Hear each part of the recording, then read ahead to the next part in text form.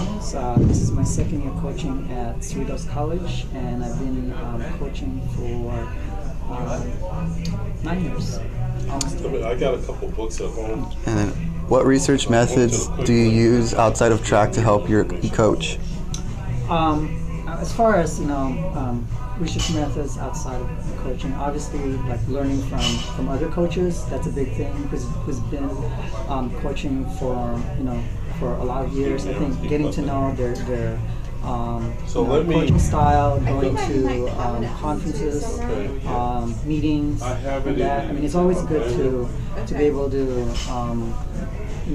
kind of find out what other coaches are doing, especially that's been coaching for a while.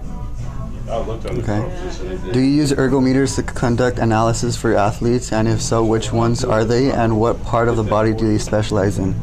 Well, we don't really use any type of machines that will measure, energy expenditure. I mean, as far as testing is concerned, everything we do is outside. So we might do like a time trial base. So it could be a certain distance, right, versus and that would measure what their fitness level is. So it's a little bit different, with intercollegiate athletics. I mean, we don't use like a row machine, or we don't use a treadmill to measure how much calories or how far they're going. Okay. How do you keep track of athletes' long-term and short-term changes or progress before and after training? Basically, keep track of all their times during the year. Whenever we have some type of workout, so we measure that, kind of compare it to.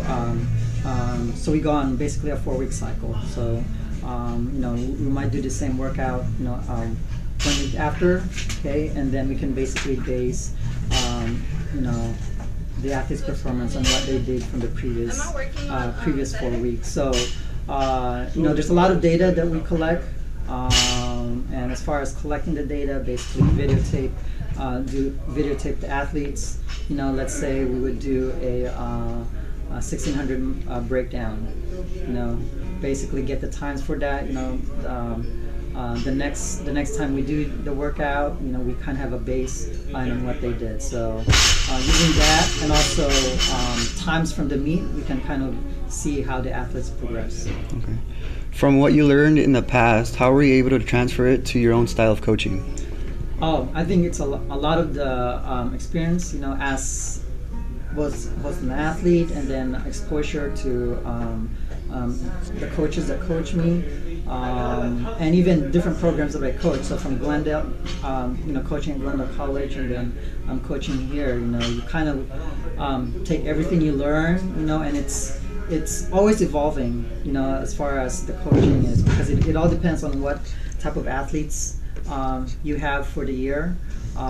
So for instance, this year for cross country, on the women's side, we predominantly had a lot of sophomores. On the men's side, we predominantly had a freshman. So kind of had to change, the workouts, because the women had more experience, than the men.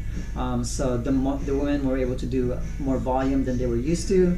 The men, obviously, since the majority were freshmen, it would be, I kind of kept the volume less this year. And then obviously for next year's, it's going to change. Okay. How would you teach a new athlete the right biomechanics to be a successful runner? Biomechanics is really important, especially in running. A lot of people think that, you're just running out there, in distance running, but bad form, running efficiency is really important, because if you have athletes out there that are running flat-footed, for instance, where they sit on their butt and they're not running tall, that's bad mechanics, swinging back and forth. So we really try and change those running form errors early on, and what we try to do is basically not do a significant change, but change something slightly, because the worst thing you can do is have a runner change their running style completely, 360 degrees. I mean, you want to kind of do it in steps, and to basically change their biomechanics. And then we do video analysis, okay, through the iPad, and that's one way we can show the athletes, like, look,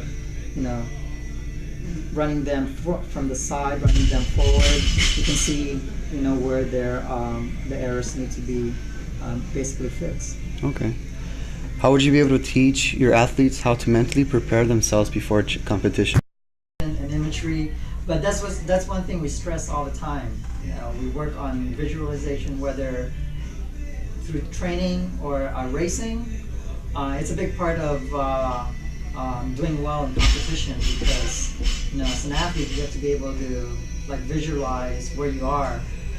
Especially we just finished cross country, and the main thing that we talk about each race was, all right, we do a shakeout run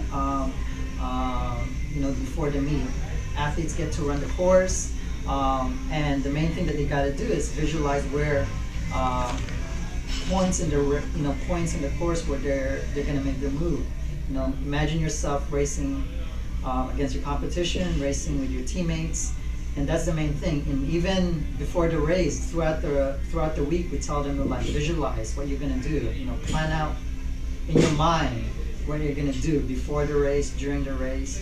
And it's a big part of it. Okay. What type of atmosphere do you try to create for your athletes so that they stay on the right path to success?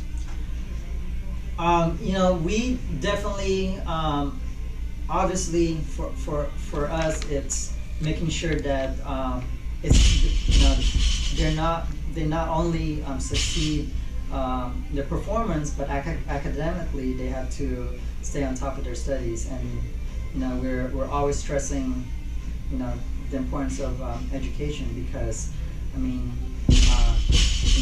athletics, it can only take you so much, but you need that education to move on. So for us, it's we always stress that if you take care of this of your school, that portion, then you're going to do well in the performance. Okay. How are you able to keep your runners on track so they wouldn't be distracted by outside issues?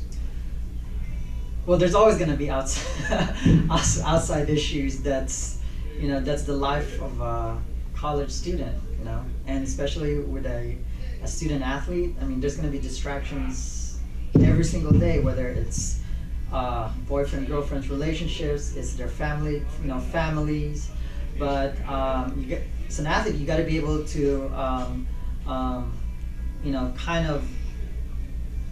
once you get into practice, I'd say not even think about those distractions, because the worst thing you can do, right? And we've seen it all throughout the season. There were a lot of athletes who were having issues, personal issues, boyfriend girlfriend issues, is that they weren't able to disconnect themselves, from those issues when it came to practice or performance. And it takes time. It's not easy. It's something that the athlete has to work on. Main thing we tell them is that once you're here for practice, you gotta forget all your problems. Okay. What training tools do you use to help your runners reach their peak of performance?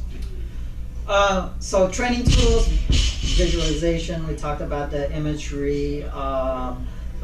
Also, we talk. One thing we do is ancillary training.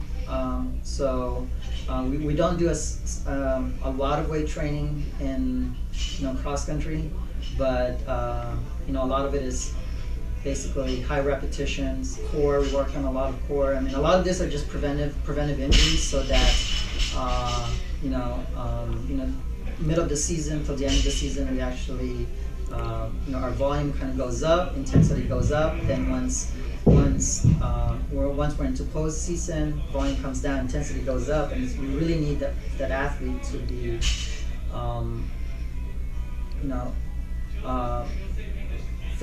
both physically and mentally prepared. So all those core exercises, all those body weight training that we do, helps with basically injury prevention. Okay.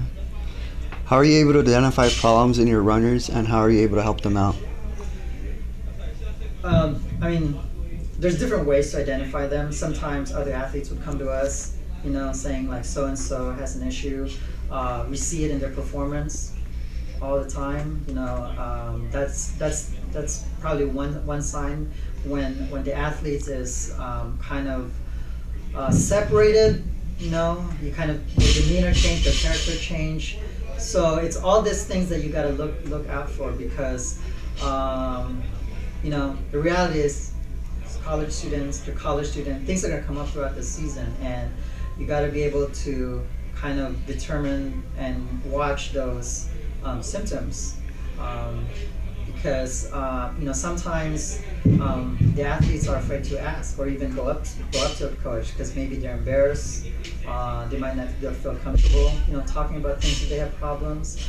But yeah, and I think the number one way to find out would be their peers. They're basically other athletes. They'll usually say like so and so is. I've noticed that so and so is has been down or not themselves, and then we can basically use that as a first tool. Okay. All right. Thank you for the time.